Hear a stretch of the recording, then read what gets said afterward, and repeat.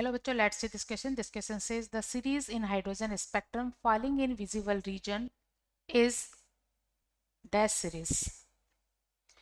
Hydrogen में एक electron होता है और ये इलेक्ट्रॉन जब एनर्जी एब्जॉर्ब करके हायर एनर्जी लेवल पर चला जाता है तो ये हायर एनर्जी से लो एनर्जी पर जाने पर कुछ रेडिएशंस को एमिट करता है।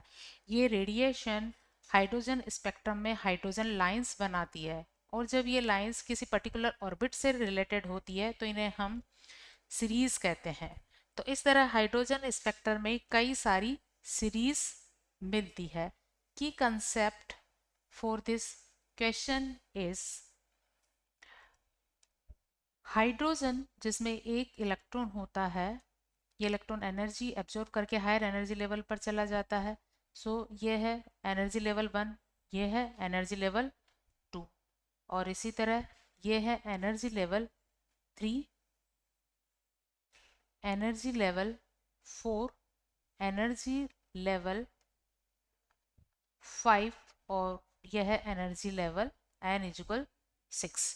तो सपोज कोई इलेक्ट्रॉन यहाँ चला गया है एनर्जी लेवल 6 में, तो एनर्जी लेवल 6 में जब ये होता है तो ये जंप करके लोअर एनर्जी लेवल में चला आता है और जब ये लोअर एनर्जी लेवल में आता है तो इसके लोअर एनर्जी लेवल में आने के कई सारे स्टेप होते हैं। ये डायरेक्टली आ सकता है n इक्वल 1 में। 6 से डायरेक्ट कहाँ आ सकता है, n इक्वल 1 में। इस तरह 5 से आ सकता है डायरेक्टली, 4 से 1 में आ सकता है, 3 से 1 में आ सकता है और 2 से 1 में आता है। तो इस तरह सारे ट्रांजिशन जब किसी एक पर्टिकुलर ऑर्बिट में होते हैं तो उनसे एक सीरीज का फॉर्मेशन हो जाता है जिसे कहते हैं स्पेक्ट्रल सीरीज। तो n इक्वल 1 से रिलेटेड ये जो सीरीज हमें मिली है इसे कहते हैं हम लाइमन सीरीज। Lyman series. इसी तरह अगर ट्रांजिशन n इक्वल 2 में हो तो बनती है बामर सीरीज और 3 में हो तो पाशन और 4 में हो तो ब्रैकेट फंड। इस तरह से कई सारी सीरीज का फॉर्मेशन होता है। अगर यही ट्रांजिशन 2 में हो, इस तरह से 2 में हो तो बनती है बामर सीरीज। तो ये है बामर सीरीज, बामर सीरीज। और ट्रांजिशन अगर n इक्वल थर्ड में हो, n इक्वल थर्ड में हो इस तरह से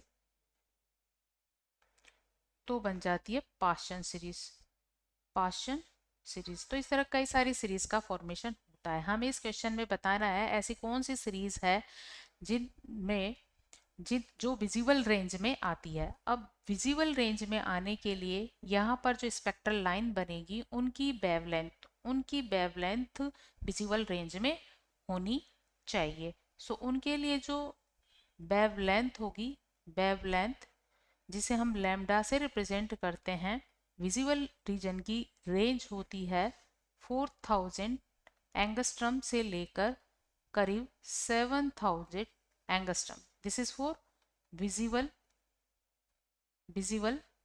रीजन। तो हमें कैलकुलेट करके ये बताना है कि इसमें से कौन सी सीरीज है जो विजिबल रीजन में एग्जिस्ट करती है। तो बामर सीरीज एक ऐसी सीरीज है जिसमें n इक्वल 2 में जब ट्रांजिशन होता है तो लैम्डा वैल्यू जो मिलती है हमें 4000 एंगस्ट्रम से या इसके बिलो, या कह सकते हैं कि 7000 एंगस्ट्रम से बिलो मिलती है। तो इसकी मोस्टली जो ट्रांजिशन होते हैं वो विजिबल रीजन में होते हैं और इसके लिए लैम्डा कैलकुलेट करने का फॉर्मूला है न्यू बार वेव नंबर को रिप्रेजेंट करता है और वेव नंबर इक्वल होता है 1 अपॉन लैम्डा। और 1 अपॉन लैम्डा वैल्यू निकालने का फॉर्मूला है are Z square into 1 upon n1 square minus 1 upon n2 square. और यहाँ n1 जो है, n1 लोअर एनर्जी लेवल को शो करता है, ये लोअर एनर्जी लेवल को शो करता है जिसमें ट्रांजिशन होगा, और n2 शो करता है हायर एनर्जी लेवल को, हायर एनर्जी लेवल के लिए। अब बामर सीरीज जो होती है, बामर सीरीज की अगर बात करें तो बामर सीरीज के लिए n1 होगा 2 और n2 होगा ग्रेटर देन 2। सो इस कंडीशन में इसके लिए जो फर्स्ट वेवलेंथ हमें मिलेगी वो 3 = 2 ट्रांजिशन के लिए मिलेगी। और 3 से जब 2 में ट्रांजिशन होगा तो एनर्जी डिफरेंस जो होता है सबसे कम होता है, क्योंकि इस साइड क्या है, यहाँ एनर्जी है, तो ये एनर्जी डिफरेंस क्या है, कम है। एनर्जी डिफरेंस कम है तो इसके लिए वेवलेंथ क्या होगी, मैक्सिमम। इसी तरह से कोई ट्रांजिशन अगर इनफाइनाइट से हो तो एनर्जी डिफरेंस क्या होगा, मैक्सिमम, और उसके लिए वेवलेंथ क्या होगी, मिनिमम होगी। तो मैक्सिमम वेवलेंथ हमें कब मिलेगी, for maximum wavelength, for maximum lambda value in warmer series, इसके लिए n2 वैल्यू होनी चाहिए 3, और फॉर मिनिमम लैम्डा के लिए n2 वैल्यू होनी चाहिए इनफाइनाइट। तो इन दो वैल्यूज के लिए हम लैम्डा वैल्यू अगर कैलकुलेट करते हैं तो 1 लैम्डा इक्वल आर, रिडवर्क कांस्टेंट है, आर यहाँ रिडवर्क कांस्टेंट है जिसकी वैल्यू है 1.1 इंटू 10⁻⁷ मीटर। और हाइड्रोजन के लिए जेड वैल्यू जो एटॉमिक नंबर को रिप्रेजेंट करता है ये 1 होती है। तो ये वैल्यूज हम इस फॉर्मूले में पुट करेंगे। आर को अगर हम आर रखें और जेड वैल्यू 1 है तो इसका square, then 1/n1 warmer series के लिए होता है 2 का स्क्वायर करेंगे। और इसके लिए लैम्डा, क्योंकि हमें मैक्सिमम निकालना है, लैम्डा मैक्सिमम निकालना है, तो यहाँ n2 वैल्यू रखेंगे 3, तो इसे करेंगे 3 का क्यूब। और इसे जब सॉल्व किया जाता है तो लैम्डा मैक्सिमम वैल्यू हमें मिलती है, जब r की वैल्यू हम यहाँ पुट कर देते हैं तो हमें लैम्डा की वैल्यू मिलती है इस तरह से।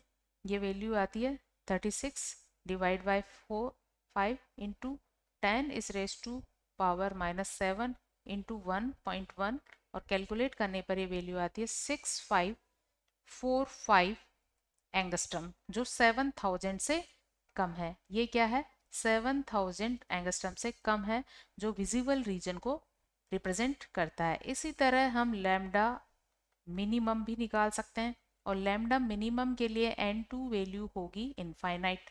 तो इसके लिए जब r वैल्यू निकालेंगे तो ये वैल्यू होगी 1 lambda equal r into 1/n2 square, 1/n2 square minus 1/इंफिनिटी स्क्वायर। और इसे कैलकुलेट करने पर लैम्डा मिनिमम वैल्यू हमें मिल जाती है 4 डिवाइड बाय 1.1 इंटू 10⁻⁷।